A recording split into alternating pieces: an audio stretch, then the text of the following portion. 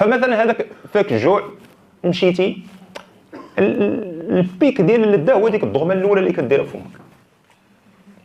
من بعد الضغمه الثالثه الرابعه كتبنن وكتقتل في الجوع، بحال البومبي كطفي في الجوع. من الضغمه الخامسه السادسه حتى لديك الضغمه اف، يعني ديك الاخرى اف موان 3 ولا اف موان 4 كتكون كتعمر. سالينا افال دابور ديغوست ابخي، نعمروا بعدا ونتفاهموا. كيبقاو دوك 3 4 الضغمات الاخرين هذوك ديال الفينيسيون، دوك ديال الطنز، كتبقى ديرها جليبينا فهمتينا، لوبيا من الجنب، لقطات على حسب كل نهار والبلا شنو فيه.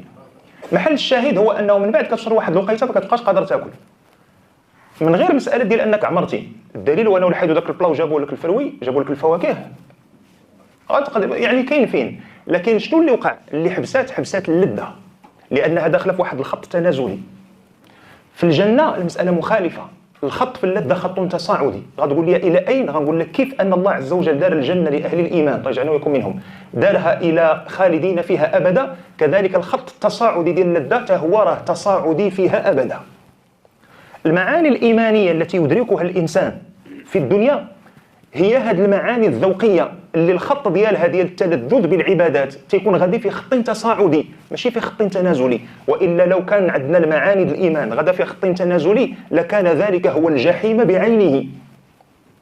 الصلاه غتكون اللذه ديالها رقم واحد هي الصلاه اللي صليتيها وانت باقي شاب عندك 15 16 سنه تزيد او تنقص، اولا في النهار اللي يلاه اكتشفتي الصلاه من بعد ما كنتيش عارف القبله كاع فين جات وانت عندك 18 20 سنه 30 سنه 50 سنه على حسب كل واحد امتى فتح لي الله عز وجل باب الايمان. راه كاين اللي سلم هو عنده 80 سنه ودوز 6 شهور ومات.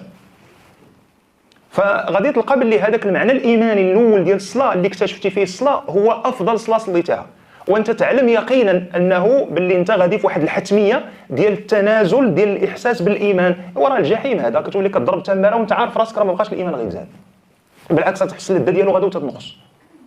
في حين ان الايمان الحقيقي ليس هكذا. الايمان الحقيقي في الدنيا انما هو فرع عن لذه الجنه، لكنه ذوق ايماني وليس ذوق حسي، ليس ذلك الذوق الحسي المادي، انما هو ذوق ايماني.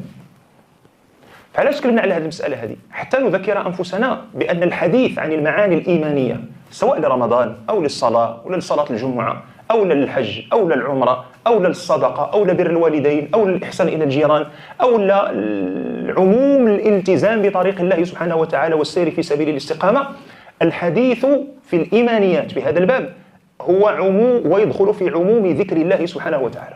وذكر الله عز وجل يحتاج منا إلى إعادة وتجديد وتكرار وإعادة لوك، كما قد يقدح فيه البعض بهذا اللفظ ديال أنه يلوك وزعما كيبقى يندغ فيه بحال المسكة. ألا سيدي محتاجين نبقاو نهضروا في هذه المسائل هذه. الله عز وجل لما ذكر أهل الخير والفضل الذين أعد الله لهم مغفرة وأجرا عظيما قال في الصفة العاشرة من أوصافهم، من بعد ما قال لك إن المسلمين والمسلمات غادي وتيدرج معاك في المعاني حتى توصل معاك والذاكرين الله كثيرا والذاكرات أعد الله لهم مغفرة وأجرا عظيما. من اللي غنجيو محمد رسول الله عليه الصلاة والسلام، محمد رسول الله والذين معه أشداء على الكفار رحماء بينهم تراهم ركعا سجدا يبتغون فضلا من الله ورضوانا. فغلقوا باللي هذه المعاني الإيمانية عن هاد الناس غلقوها دائما تحتاج منهم إلى مذاكرة وإلى تجديد، وإلا فإنها تذبل وتبلى كتقدام كما يبلى الثوب الخالق في القلب.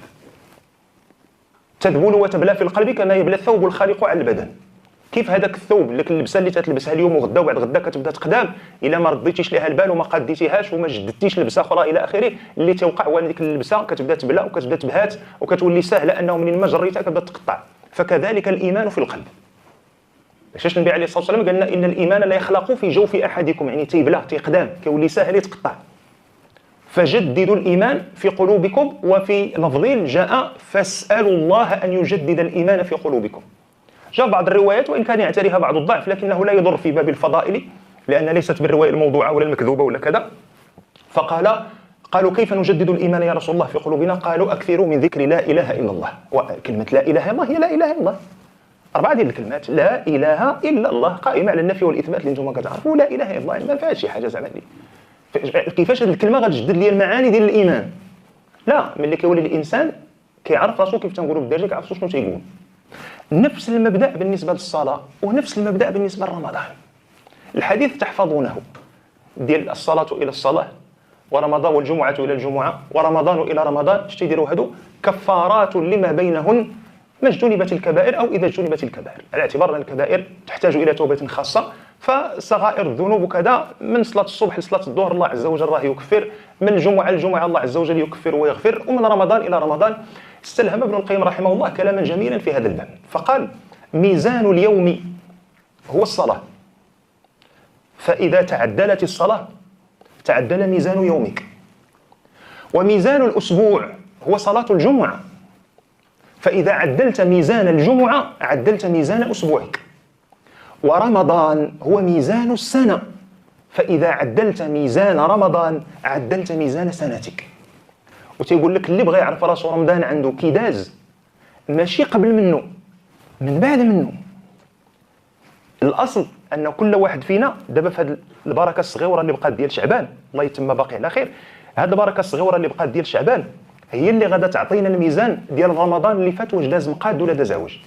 كيفاش؟ ماشي في هاد 13 يوم اللي بقات، لكن في هاد الجلسه اللي كتجلس معاك في راسك في هاد شعبان هذا، حيت خصك تجلس مع راسك في شعبان. كاين ناس كيجلسوا مع راسهم في شعبان وكيشدهم، كيبقاش شعبان، ما كيبقاش راجل، شعبان كيولي مراه، كيزولي حتى مربوطه وكيولي هذاك. المهم حنا بغينا يبقى راجل، خليو شعبان راجل، الله يجزيكم بخير، خليو شعبان راجل، حيت لا ولا شعبان حتى هو. المهم ما علينا، اش وصلنا حنا كاع لهذا المواصل هذا. هاد شعبان هذا تتجلس فيه مع راسك وكتشوف من شوال العام اللي فات وانت جاي داز شوال، حيت رمضان الحمد لله العام اللي فات دوزتيه في امان الله وحفظه، منك يا صلاه، منك يا صيام، منك يا تلاوه القران، منك يا تراويح، منك يا ذكر، منك يا مجالس ديال الخير، ومنك يا بكاء، ومنك يا ما دوزتو الحمد لله الخير في امان. يعني اولياء الله الصالحين اللهم بارك بسببكم باش طاحت الشتا كاع في رمضان اللي فات، الله يجازيكم بخير. ايوا كتمجي العام سيدي ها شوال داز كي داز، وذو القعده جا من وراه كي داز، وجا ذو الحجه وكي داز، وجا شهر الله المحرم وكي داز، وجا صفر وكي داز، وربيع الاول تبعوا ربيع الاخر، وجات جمادى الاولى، وجات جمادى الاخره، وداز رجب اللي هو شهر من الاشهر الحرم، قلنا في صيد ربي فلا تظلموا فيهن انفسكم، وجا دابا شعبان باش يقول لنا راه رمضان هذا اللي جاي شوفوا كيديروا فيه، راه انتم عارفين هذا العام كيفاش داز، اذا انتم عارفين ميزان ديال رمضان ديالكم كيفاش داز. ممكن انه تجلسوا كل حاجه عوجه درتيها في ذاك رمضان اللي فات في هذا العام هذا، ممكن تلقى ليها تخريجه وتجيب لها واحد الجلابيه ديال الشرع وتلبسها لها. راه كنا كنحضروا معاهم لديك المصيبه الكحله غير من باب تاليف القلوب. ممكن تقولها لراسك، ممكن عفوا ممكن تقولها للناس، لكن انت عارف انك واخا تقولها لراسك انت راك كذاب. نضحكوا على بعضياتنا. سيدي ربي عطانا الميزان، قال لك بل الانسان على نفسه بصيره ولو القى معاذيره، يعني ماشي ولو القى عذره، ولو القى معاذيره، يجيب جميع الاعذار اللي كيتخيلها، هو عارف من راسه في اللحظه اللي كذب فيها على الناس يعلم من نفسه انه قد كذب. وتقدر تجيب هذيك الجلابيه ديال الشرع وتلبسها لواحد اللعيبه درتيها، وهذيك المساله اللي درتيها انت تعلم يقينا انها منافيه للشرع،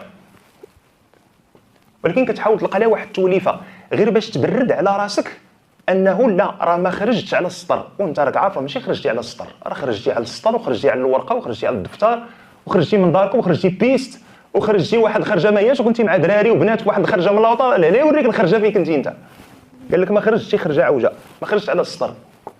فهذا هو اللي كاين. رمضان هو به اشكال ميزو. ممكن انه الانسان يضحك عليه نفسه، يضحك عليه نفسه، يضحك عليه شيطانه. ديك القضيه ديال عرفتي ذاك النوع اللي ما كيرضاش يعتذر ملي كيغلط، تلقاه قليل ترابي، ولا كيبلي تيغلط في حق الناس ما تيرضاش يعتذر. اش تيقول لك؟ تيقول لك انا ندير هكا، اللي بغاني هكا، انا ما عندي كي ندير. هذا لا يتعامل بميزان الله عز وجل، هذا يتعامل بميزان الالحاد المادي. انا هكا تعجنت هكا خرجت، وهي هكاك دايره، بغيتي تاخذها خذها، ما بغيتيش تاخذها ما تاخذهاش. بميزان الله عز وجل الانسان يخضع للتغيير، لكن اذا اراد ان يفتح قلبه لميزان التغيير، قاعده واضحه: ان الله لا يغير ما بقوم حتى، التي تفيد بلوغ الغايه، يعني الى وصول هما لهذه الدرجه الله عز وجل يمشي معهم في المساله الاخرى. ان الله لا يغير ما بقوم حتى يغيروا، هذيك اللي كتهمنا احنا هي اللي عليها الكلام باذن الله عز وجل اليوم، حتى يغيروا ما بانفسهم. السؤال هو هذيك بانفسهم، ما الذي بانفسنا يتوجب علينا أن نغيره. لأن ملي كنتكلموا على إن الله لا يغير ما بقوم حتى يغيروا ما بأنفسهم، عموم الناس على الأقل داك شوية اللي سمعت تجده يحملها على تغيير ما هو خارجي. تيقول لك تغير العادات ديالك، تغير هذه، لا هذا التغيير المسائل اللي هي خارجية. ابتداء التغيير يكون من النفس. طيب ما الأمور التي هي عالقة بالنفس وتحتاج منا ابتداء إلى مصارحة من أجل التغيير؟ مسألة رقم واحد هو الكبر. الكبر بعد هذا السطر رقم واحد. وكل واحد فينا فيه واحد فرعون صغير لداخل، على حسب داك فرعون انت واش كتعلفو بزاف ولا كتوكلو شويه. اما هو كاين حاضر، بلا ما نضربوا لذلك امثله. كل منا يعلم من نفسه مثالا في واحد اللحظه انه اما تكبر على الاعتذار، اما تكبر على بنادم اللي حداه، اما الله يجعلك ما تكون عاد تروازياماني وتكبر على مول البريميراني.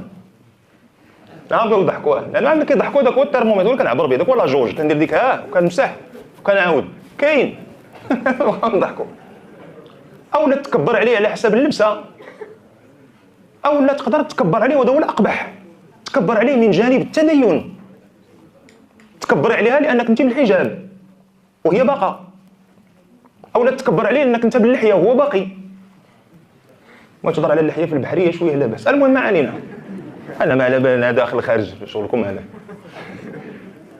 او لا تكبر عليه في القضيه المحافظه على الصلاه. وهنا كنفهموا قول الله عز وجل في سوره لقمان ملي قال لي يا بني اقم الصلاه، المعاني الايمانيه، يا بني اقم الصلاه وامر بالمعروف وانهى عن المنكر واصبر على ما اصابك ان ذلك من عزم الامور. هذه معاني عظيمه في الايمان وفي العبادات، لكن جات من وراها الله يفتح لك ولا تصاعر خدك للناس. الكبر، لأن كيف أن الكبر قد يتسلل من باب المعصية، قد يتسلل من باب المادة، وقد يتسلل من باب التدين. وهذا الواحد يرد ليه شي شوية البال، ماشي شي شوية، يرد ليه البال بزاف. إذا ما نحتاج نزيد عليه شي شوية الغرور، على العجب، على الافتخار. إن الله لا يحب كل مختال فخور. قالوا المختال هو الذي يعجب في نفسه بالأمور المتعلقة به. عجبني راسي. الفخور هو الذي يتكبر بما أعجب به من نفسه على الناس. يقدر يكون الإنسان عجبه حاجته، معجب بها، لكن لا يتكبر بها على الناس، غير هو منفوخ بها. لكن كاين اللي كي يتعدى، وكاين اللي كيتكبر على الناس وما عندوش باش. مع نشاط من عندي أنا فابور كنتكبر على عباد الله. الفقر والشجاعة هي اللي كانوا كيقول لي شحال يقول الزلط وصحة الوجه، هي هذه اللي. فهذا بأقبح المنازل عياذا بالله، أنه عائل مستكبر. من الناس الذين يشتدوا غضب الله عز وجل عليهم قال عائل يعني فقير، عائل مستكبر. فهذه المعاني هذه هي التي يجب علينا أن نجلس لكي مع أنفسنا جلسة مصارحة، اللي هي سماها ابن القيم رحمه الله نقلا عن أبي إسماعيل الهروي في مدارج السالكين، اسمها منزلة المحاسبة. وجعل منزلة المحاسبة، شو الفقه دياله رحمه الله، جعل منزلة المحاسبة قبل منزلة التوبة، وجعل منزلة المحاسبة من بعد 1 4 ولا 5 ديال المنازل. دار منزلة اليقظة، على منزلة الفكرة، على منزلة البصيرة، على منزلة العزم، القصد على منزلة العزم، على منزلة على باش جاب منها منزلة المحاسبة، عاد باش فتح الباب لمنزلة التوبة. وهذا ربما يأتي الكلام عنه، ماشي هذه التفاصيل كلها، يأتي الكلام عنه، يعني المفهوم ديالنا ديال تعلم معاني التزكية التي نحتاجها، لأن كناخذوها بواحد الشكل اللي هو شي شوية عشوائي.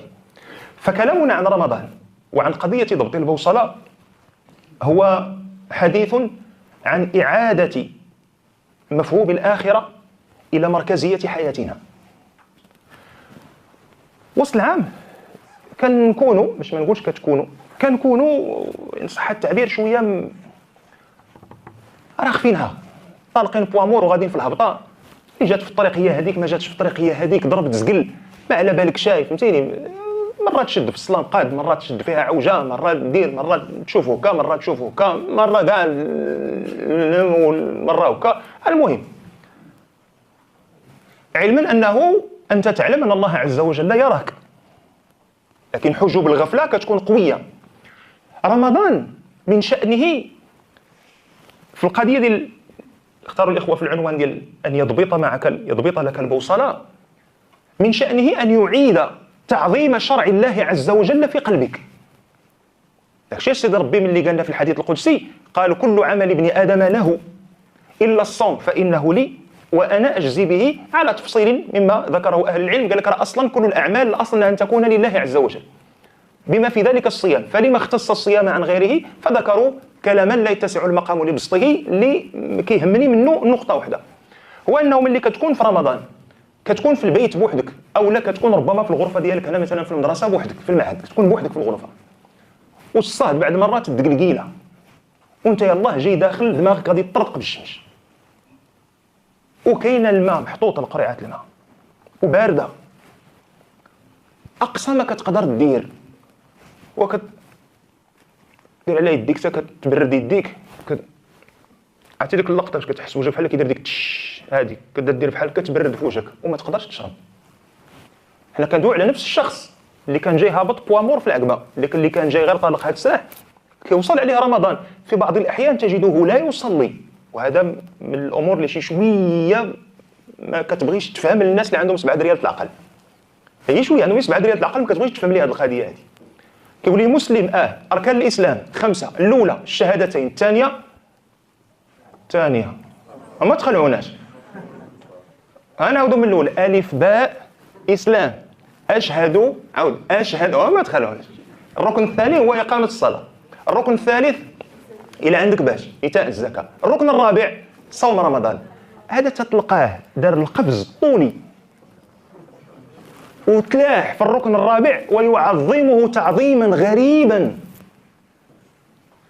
في حين ان الركن الثاني كندوي على ركن، راه كنهضروا على ان فرانسيس تسميوه لو بيليي، الركن اللي عليه العمده، يعني الا مشى تطار كيريب، نقز الركن الثاني والركن الثالث، نقولوا الركن الثالث ما كاين باش نقزتي الركن الرابع وتعظمه تعظيما، وانت تعلم يقينا ان اول ما ستسال عنه يوم القيامه ليس صيامك وانما صلاتك. ولم يختلف اهل العلم اطلاقا عبر التاريخ الاسلامي، لم يختلفوا عن الذي تركه يعد كفرا الا الصلاه. احنا ما كنتكلموش على ترك المساله جحودا، ترك المساله جحودا تكون صلاه صيام، هذا داخل في اطار الكفر، ما كنناقشوش، لا كندوي على المساله ديال تركها ولو عجزا او تكاسلا. رمضان كيقول لك كاين الكفارات، كاين كذا، كاين التوبه، كاين هذه، اما كندوي على قضيه الصلاه وحدين كيقول لك ما فيهاش تعويض الهضره، كيقول لك تارك الصلاه، كيقول لك ما تشرحش لينا حنا تارك الصلاه، ما كندورش على المدرسه المالكيه، كندور على غيرها، كيقول لك تارك الصلاه، يقول لك ما تشرحش لينا، ما تقولش لينا تارك الصلاه كسلا ولا اذا استتيب 3 ما يقول ما عندنا نديروا بهذه الهضره هذه، كيقول لك تارك الصلاه، كيقول لك هذا كافر، نقطه، خدا جابوها هما من الاخر وجاتهم سهله، هي صعيبه على تارك الصلاه لكن هما جاتهم سهله، قال لك ماشي غير كافر لا يؤكل ولا يشرب ولا يجالس، إن مات لا يغسل ولا يكفن ولا يدفن في مقابر المسلمين، لا تؤخذ منه تركة، لا ينكح، لا يزوج. هادشي كله طاري في ديك الصلاة اللي اصلا ما مسوقش لها، هادشي كله طاري في ديك الصلاة الشريفة اللي انت ما مسوقش لها. ورمضان كيقول لك رمضان الا كلا عمدا راه كاين الكفاره كذا، منهم من قاسى على هذه، منهم من قاسى على الجماع، قال لك 60 يوم متابعه، شهرين متتابعين، اللي قال لك لا راه التوبه والقضاء الى اخره، هذا كلام اخر، اما الصلاه هذا موضوع اخر. رمضان تيجي تيعاود لك المركزيه ديال شرع الله عز وجل والاهميه ديالو والاخره في حياتك. علاش ما تشربش هذيك الجغمه ديال الماء؟ بل اكثر من هذا، على وسط النهار تجد الرجل والمراه تجدهما يتحريان الوقت ديال الصبح، اذا مشات قال الله اكبر، الى فمو شي حاجه يحيدها، لا تيبقى تيسالي الاذان الى اخره، ما تلعبش بدينك، انا نقول لك من هنا ما تلعبش بدينك. وماشي اي واحد خرج لنا في انستغرام داير اللحيه، ولا اي وحده خارجه في انستغرام داير الحجاب ولا داير النقاب راه مصدر للفتوى. ردوا البال، لا تلعبوا بدينكم، هذا ركن من اركان الاسلام. ما كندويوش على جاري الا درت معاه كذا ما درتش معاه كذا، او لا خويا الصغير، هذا ما كنهضروا على اركان الاسلام، واحد ما يلعبش فيها. المغرب كتلقى بنادم يقدر يوفي، يسمع الاذان كيقول لي واش الاذان ديال دربنا، يقدر المدن ديال دربهم غير تعطل، والاذان ديال الحي اللي حداهم راه هو اذان وقت المغرب، لكن هو يتحرى. كتقول لي علاش؟ كيقول لك اخا ما فينا ما يغلط، راه رمضان هذا، ماشي الحقيقه، راه ماشي راه رمضان هذا، راه سيدي ربي رجعنا كنراقبوه انه راه سبحانه وتعالى ينظر الينا في كل لحظه وحين، هذا هو اللي رجع مع رمضان. انا اذكر في الصغر هذه ما فيها باس نقولها لكم نتوما، ما يسق لها احد الاخبار، عرفتي كتقول حاجه والكاميرا خدامه كنسجل فيها كل مباشر كيشير من شي اخرى، المهم ما علينا، ولا من باب البسط باش ما تزيروش شويه. في الصغر كنا مره كنا نمشيو تشجعوا الفريق ديال الكره في التيران.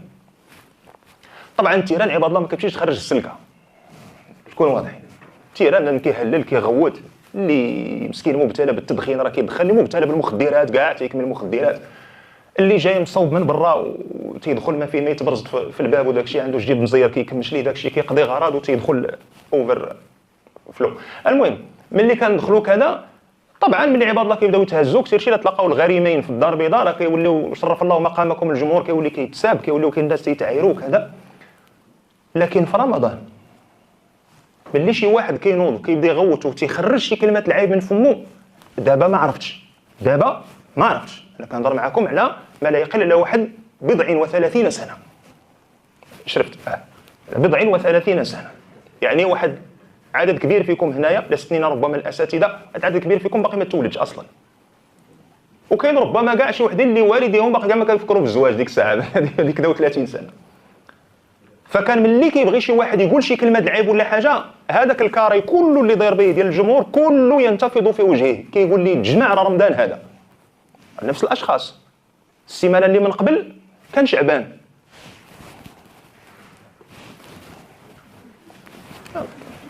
فاس وروفير ما كاينش اشكال.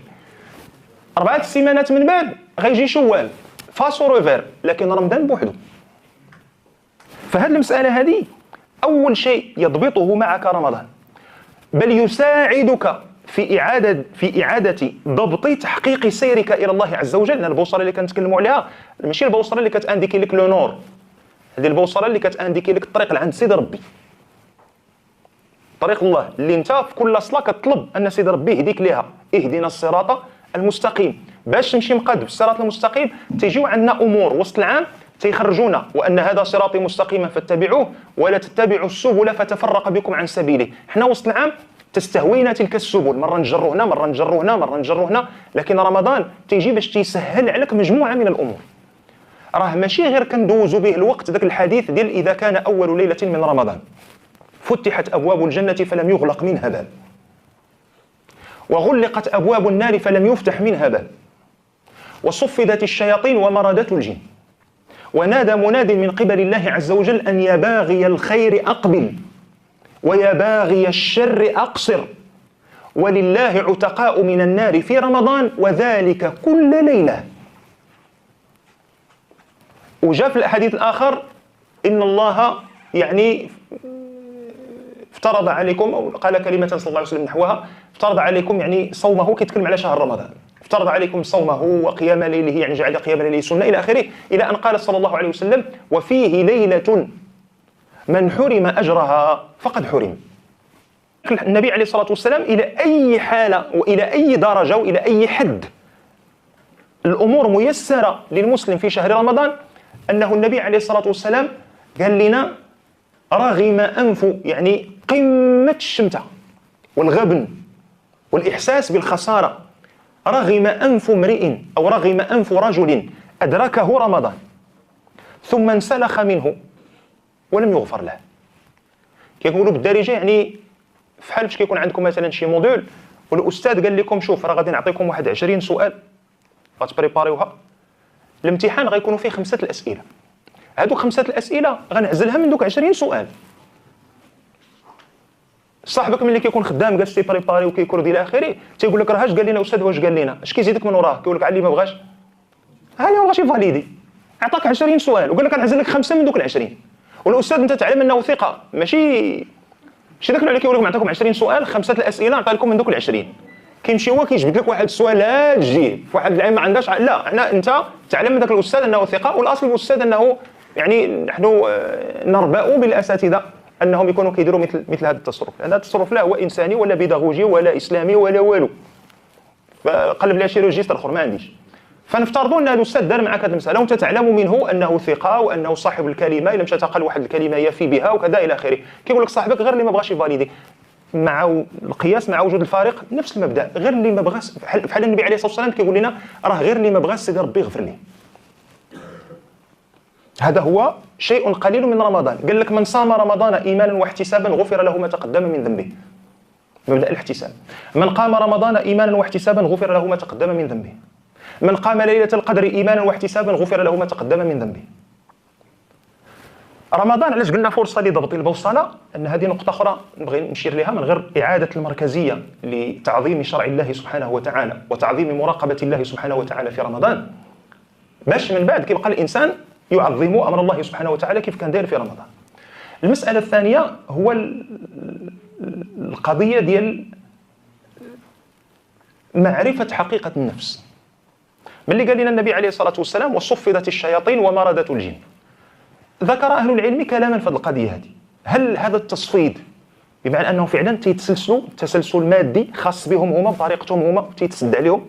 في هذه الحالة علاش باقيين تلقاو الناس في رمضان كاين اللي تيتضارب، كاين اللي كينفعل، كاين اللي كيغوت، كاين اللي كيطلق مرته ظلما، كاين اللي كتنوض الصداع على راجلها ظلما؟ يعني إذا كانت الشياطين اللي كتقوم بهذا الدور هذا، فإذا كانت تصفد فما الذي يجعل الناس يقومون بهذه الأفعال؟ منهم من قال أنها تصفد الشياطين، قال لك ذكر التخصيص بعد العموم ومردة الجن على اعتبار أن المردة ديال الشياطين دوك القراي ديال الكبار، دوك اللي كيخرجوا في الحج، اللي فايت ليه سمع الناس كيهضروا على داك الشيء اللي كيطرا في الحج، كيفهم باللي راه خلا واحد السيد قال لك كيصيفط الشيطان كيصيفط الاعوان ديالو الجنود ديالو باش يقضوا الاغراض. قال لك ملي كيكون الحج قال لك كيمشي هو شخصيا، ما كيقول لك هذه خدمتي ما يديرهاش ليا شي واحد، ما كاينش لا يقنعني، ما كاينش يبرد ليا قلبي. فهذوك المساخيط اللي جاو يخرجوا كما ولدتهم امهم، كيقول لك هذا ما كاينش يبرد ليا قلبي فيهم قدي. فالحج هذاك حاجه مطلوقين عليك عماد الله، مطلوقين عليك الشياطين. اما رمضان قال لك لا، قال لك تصفد المرضى دوك القراي ديال الكبار، قال لك كيبقاو الشياطين ان صح التعبير ستاجير ولا سميهم انت كيما بغيتي تسميهم، المهم متدربين بي اف او ديالهم كيمشي كيديروا فيك انت في رمضان، المهم شي حاجه يعني طبعا مع وجود الفارق. منهم من قال لك اودي هذاك التصفيد وداك السلسله ديالهم وداك التصفيد، قال لك انما هو كنايه عن تقليل تاثيرهم. بمعنى مثلا اذا كان الشيطان يصل في تاثيره عليك الى نسبه 100% في الايام العاديه، في رمضان لا يصل الى 10% ولا 15%. قال لك مما يمكن ان نفسر به ما يقع بين الناس من تحريش في نهار رمضان وفي ليله. اذا ان صح التعبير الكفه ديال السير الى الله عز وجل، هذيك الكفه ممكن نقولوا انها تميل الى صالح المؤمن في رمضان، وهذا من رحمه الله. فإذا كانوا الشياطين تسلسل وتصفد وكيتسد عليها وكيف ذكرنا حنايا في رمضان وما كيبقاش التأثير ديالها، هذاك التأثير الكبير كيولي التأثير ديالها ضيق جدا والوسوسة ديالها ضيقة جدا. ديك التحرميات اللي كتخرج منها في رمضان ديال علاش؟ شكون؟ الله يفتح عليك. هذيك النفس اللي عندنا الداخل.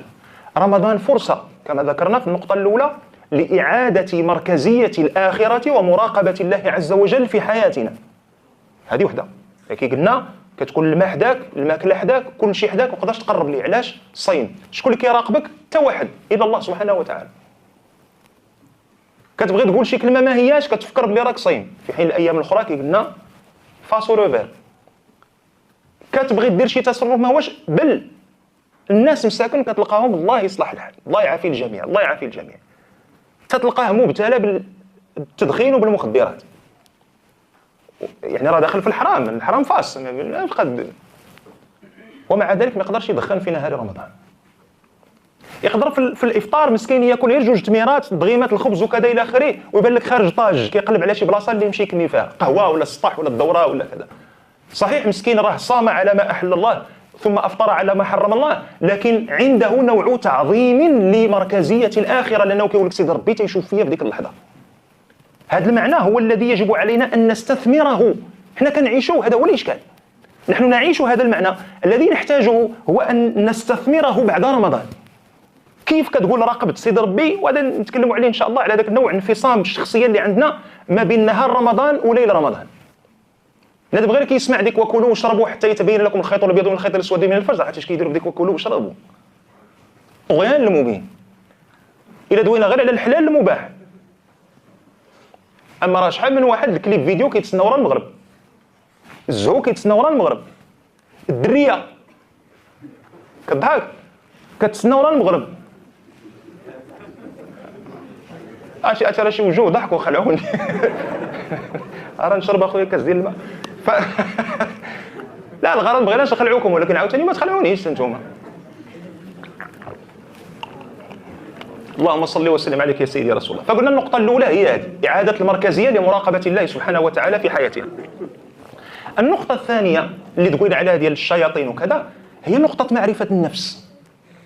هذه النفس هذه يجب علينا أن نصبر أغوارها. علاش عارف راسي باللي راه الصلاة عندي واجبة ومع ذلك أجد نفسي أتثاقل عن أدائها؟ علاش عارف راسي باللي هذه المسألة هذه اللي كندير فيها راها مسألة محرمة شرعا ومع ذلك تجدني أقبل عليها؟ هذه النفس هذه كيفاش باقا مازال تلعب معايا؟ صحيح كيكون عندها تواطؤ ما بينها وما بين الشيطان، ما بينها وما بين الهوى ديالك، ما بينها وما بين الدنيا والمغريات اللي كاينه في الدنيا. ودابا المغريات غاداو كيتفننوا عليها. انا لوبجيكتيف عندهم، الغرض عندهم هو انه الدماغ انت ديالك تحطو وتولي خدام بالطريقه باش هما بغاوك، خدام بالتليكوموند. خرجات هذه خصك تشريها 6 شهور من بعد، خرجات البرو ماكس ديالها خصك تشريها. تدخل في الحلال، تدخل في الحرام، تاخذ كريدي، تبيع وجهك، تدل باش تطلب عباد الله يعطوك باش تمشي تشري انت هذيك القضيه. هادشي كله ما كيبقاش يهم، لانك انت طفيتي العقل اللي غادي يخليك انت كتقول هذه لايقه ليا، هذه ما لايقاش ليا، هذه ما نبيعش راسي بالرخيص، هذه ما غندخلش في الحرام على قبلها. هادشي كله كتلغيه. كيولي الهدف عندك هو انك تدخل في مبدا الاستهلاك لكي تثبت وجودك من خلال الاستهلاك. هذه 3 القرون ونص باش ما نقولوش 4 القرون، ديكارت كنخرج لهم هذيك جو بونس دونك جو سوي، انا افكر اذا انا موجود، يعني تثبت وجودك بالتفكير. دابا وصلنا لواحد المرحله ديال انا قبل من هذه اللي حنا فيها، دخلوا عباد الله المرحله ديال انا استهلك اذا انا موجود، تثبت وجودك بطريقه الاستهلاك. وفيه نوع عبوديه للنظام الاستهلاكي العالمي، لانه لم مشى قال لك راه هذه اللبسه هذه هي اللي خارجه على مود، هذيك اللبسه هي اللي غادي تتبعها انت. كمال الذل والخضوع مع كمال المحبه، وهذه هي العبوديه. فهذه المساله هذه هي التي يجب التنبه اليها. هذه النفس اللي عندنا احنا علاش لا زالت تستوحش ولا زالت يعني تستأسد علينا؟ والنفس كما قال الصالحون كيقول لك النفس كالفرس الجموح اللي عنده شي شويه ديال شي مع شي ديال الخيل، كيقول لك شي عود حراني. العود الحراني هو اللي ماشي اي واحد يقدر يركب عليه، خص يديو مولاي هو اللي يعرف كيفاش يركب عليه، كيفاش يروضو. فكيقول لك النفس كالفرس الجموح اذا لم تلجمها اوردتك المهالك. والنفس اللي بقى بنادم تبعها، عطاو واحد المثال قال لك بحال شي عود ركبتي عليه وتم غادي مطيكك ودخل بك لواحد الزنقه اللي غادو كتضيق. انت كتشوف الضيق من اتساع، لكن الا ما عرفتيش كيفاش تتصرف مع داك العود هو بالنسبه ليه هو كتبان ليه غير الخويه غادي داخل، حتى كتوصل لهذيك المرحله ديال كيزيرك وكيزير لك رجليك ويديك، لا هو قادر يرجع لا انت قادر تردو ولا قادر تزيد باش تخرج من الجهه الاخرى، كتوحل. هنا فين كتلقى بنادم كيقول لك كيجي بنادم كيجيو عينيه مغرغرين وكيقول لك ادعي معنا عمي اللحيه الله يعفو علينا من البليه. هو كيبان لك في عينيه الصدق ديال الطلب، لكن كيبان لك في الترعيده ديال صوته العجز عن الخروج من تلك الحاله. انه هو ما قالش بشكل مباشر انفاس مع النفس ديالو يخاطبها وتخاطبه. هاد الجلسات هادو دار لنا الله سبحانه وتعالى جلسات اللي نقدروا نقادوا فيها هذا الشغل هذا. جلسات ديال المحاسبه من اصفى الجلسات، تلك الجلسات التي تكون قبيل الصبح في الايام العاديه. ذلك وقت يعني وقت الاسود. في الاوقات العاديه ذلك وقت الرجال الصادقين، ذلك وقت اهل الايمان. لكن في رمضان كيولي ذلك وقت العوام. كل شيء قادر يدير ديك الجلسه، حيت كل شيء اللي ما مفيقوش الفجر اش مفيقوا فيقع كرشو فيقل السحور. فسيدي ربي كيقول لك حنا درنا لك هذيك الوجبه باش نبززوا عليك انك تنوض تجلس ديك الجلسه اللي الاصل في وسط السنه تيجلسوها الرجال. ذوق نعم سيدي الانفه ديال الرجال وهم في محراب الصلاه يحاسبون انفسهم بين يدي الله. ذوق شويه الكرامه شريف بركه من الدل ديال الناس، ذوق شويه العزه والانفه ديال اهل الايمان، ذوق شويه ديال داكشي اللي كانوا عايشين به صحابه النبي صلى الله عليه وسلم. كون راجل